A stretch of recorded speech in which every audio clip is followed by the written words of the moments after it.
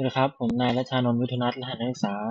692000285ครับสาขาวิศวกรรมหุ่นยนต์ครับวิดีโอนี้จะมาทำโฮมเวิร์ก4ชิ้นที่15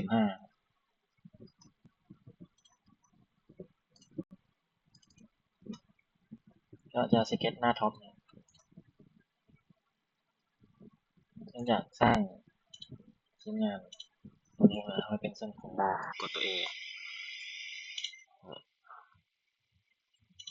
แล้วก็ตรงนี้เส้นตั้งฉากแล้วกำหนดดิเมนชันนะ90ตรงนี้รัศมี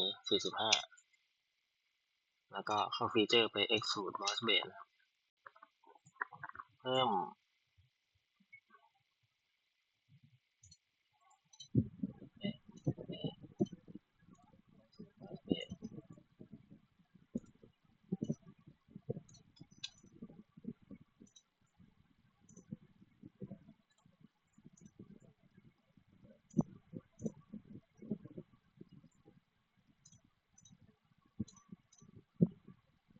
30มิลนะครับแล้วก็สเก็ตด้านนี้ชิ้นนี้ก็จะสร้างโครงเหมือนเดิมก็ให้เป็นอย่างนี้แล้วก็มีเส้นตรงนี้แล้วก็เป็นเส้นเฉียงลงมาตรงนี้แล้วก็ปิดมันจะเป็นสีเทานี้นะแล้วก็จะสร้างตรงนี้ให้เป็นสามเหลี่ยมอย่างนี้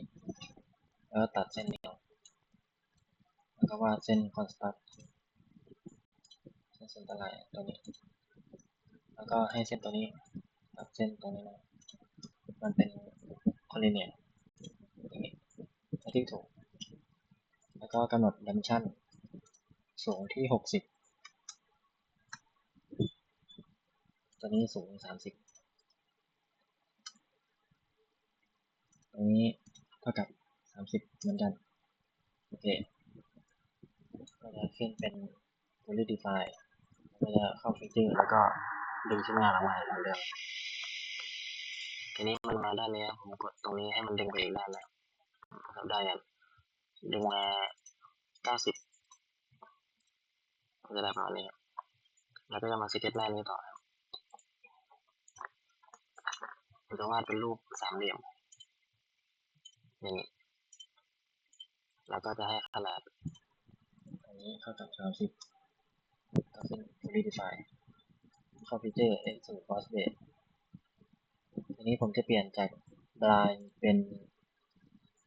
up to surface เราก็จะเลือกแผ่นอย่างนี้นะแผ่นเป็นเฉียงตัวนี้มันก็จะเป็นเนินอย่างนี้เราติดลงมาได้ประมาณนี้ทีนี้ก็เซฟงาน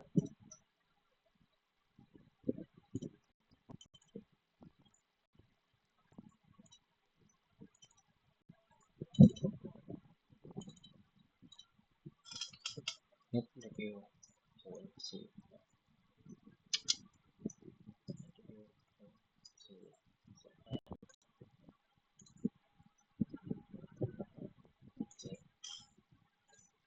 สร็จแล้วเปิดใหม่ไปที่ drawing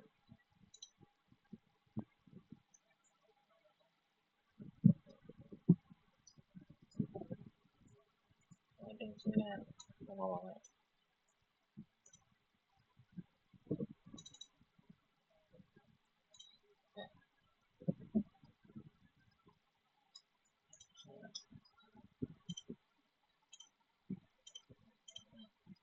นี่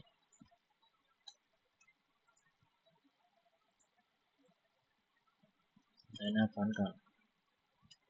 แบบนี้แล้วก็ด้านข้างกับข้างล่างแล้วก็จะมีไอโซ่แล้วค่อยเลื่อนลงมา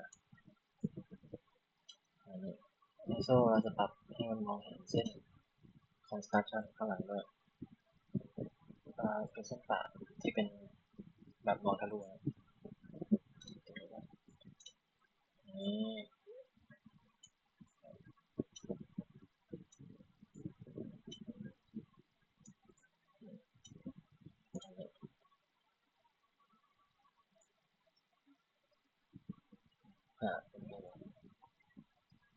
ก็กำหนด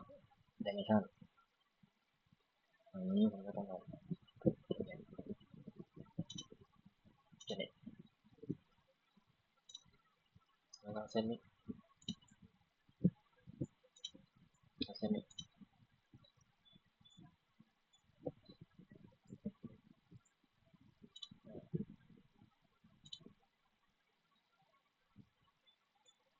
แล้วก็ความกว้างนี่เท่ากับ90แล้วก็เส้น90เหมือนกันอะไรเป็นระยะ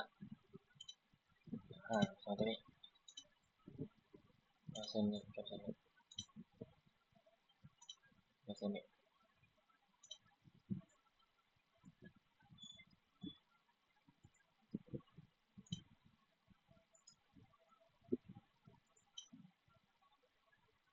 ต่อไปเป็นเส้นนี้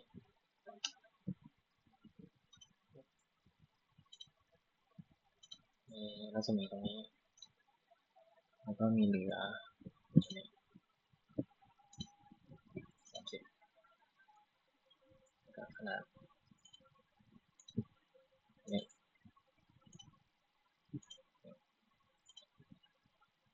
ตัวนี้โอเคต่อไปเป็น edit sheet format edit ตัวนี้จะเปลี่ยนเป็น t t feature feature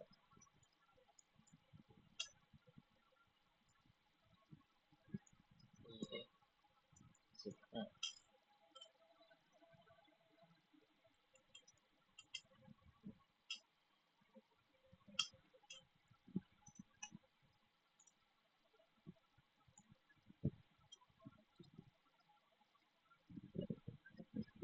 แล้วตรงนี้เป็น td 15